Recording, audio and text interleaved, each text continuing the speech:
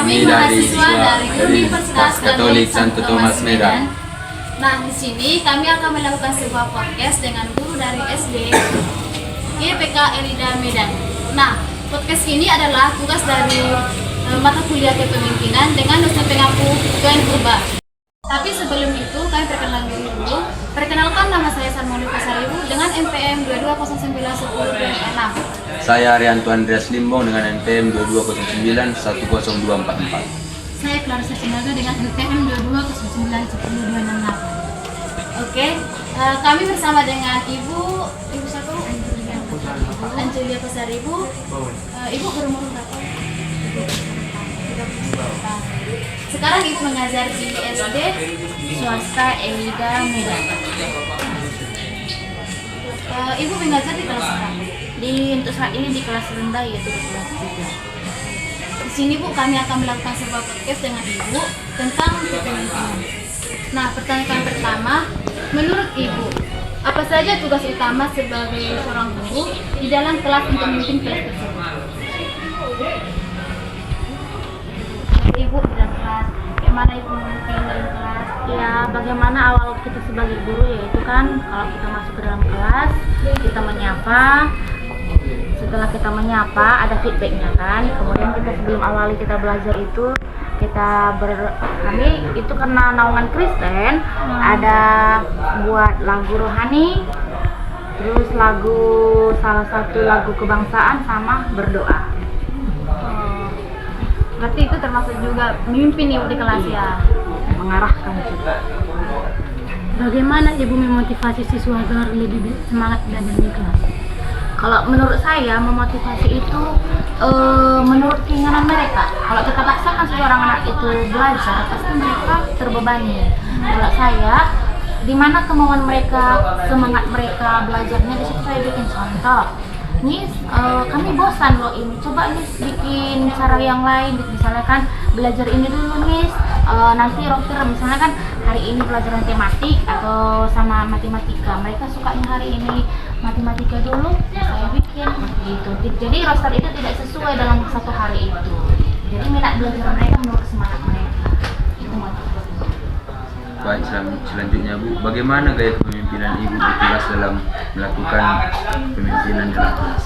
Gayanya yang seperti bagaimana ini?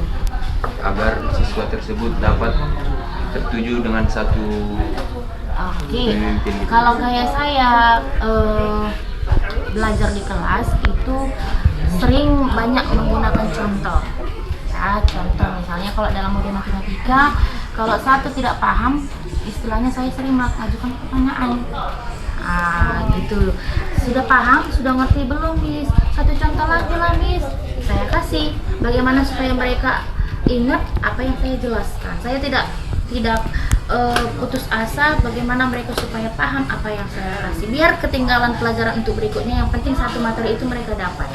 Nah, kalau gitu Bu, misal pasti kan siswanya nggak semua mengerti nih, pasti ada siswa yang pendiam gitu Bu, terus dia malu bertanya. Jadi kayak malah cara Ibu mengatasi? Saya panggil face to face.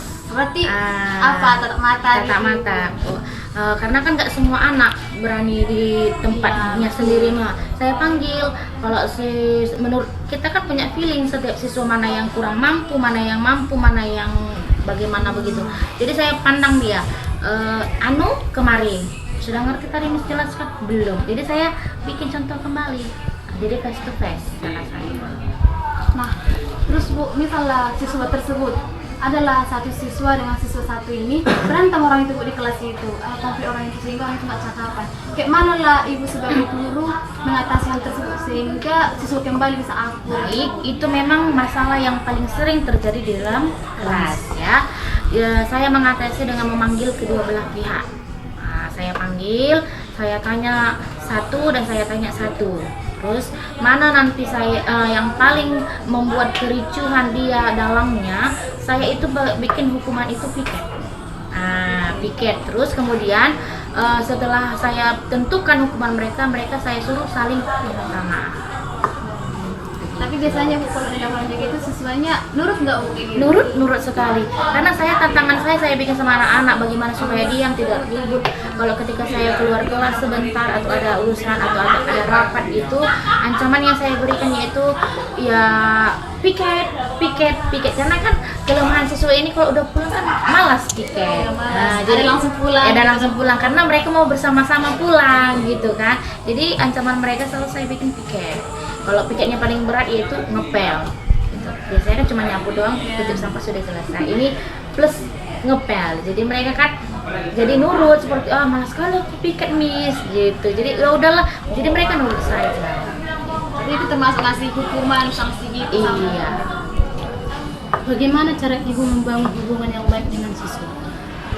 Baik, kalau di setiap akhir pelajaran saya selalu sering ngasih ice break. Oh, asli. Ya, kadang ice break dalam bentuk pertanyaan atau gerakan atau yel-yel, seperti itu saya bikin kedekatan saya. Jadi mereka pun semangat untuk besok lagi belajar. Miss nanti kalau hari berikutnya, Miss nanti kita pulang yel-yel lagi ya, ice break lagi ya. Itu membuat mereka semangat belajar. Yang di akhir dalam pelajaran. Itu jadi mereka pun mengingat istilahnya, Miss semalam kayak gini pertanyaannya kok lucu kali gini. Jadi ada yang mau dibahas. Ya, berarti komunikasi terjalin. Baik Bu, selanjutnya itu ada contohnya kalau ada siswa Ibu yang bisa menjawab soal, bagaimana Ibu mengapresiasinya agar dia lebih semangat lagi belajar? Nah, metode saya dalam ada siswa misalnya saya kasih pertanyaan atau kuis yang bisa menjawab pertanyaan, saya ekspresi dengan kadang saya bikin poin penambahan nilai.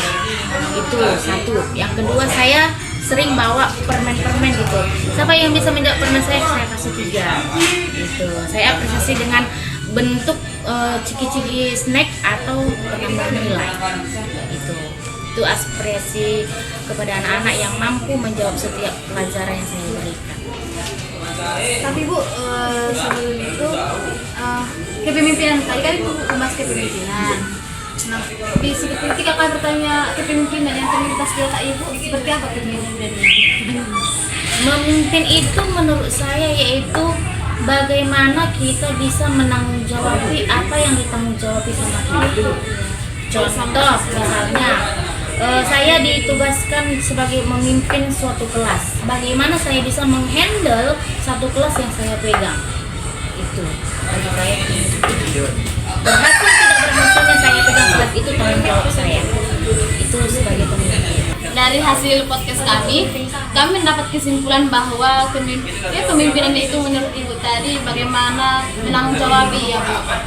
Baiklah, sekian podcast dari kami. Apabila ada kata-kata atau perbuatan yang salah mohon dimaafkan. Terima kasih.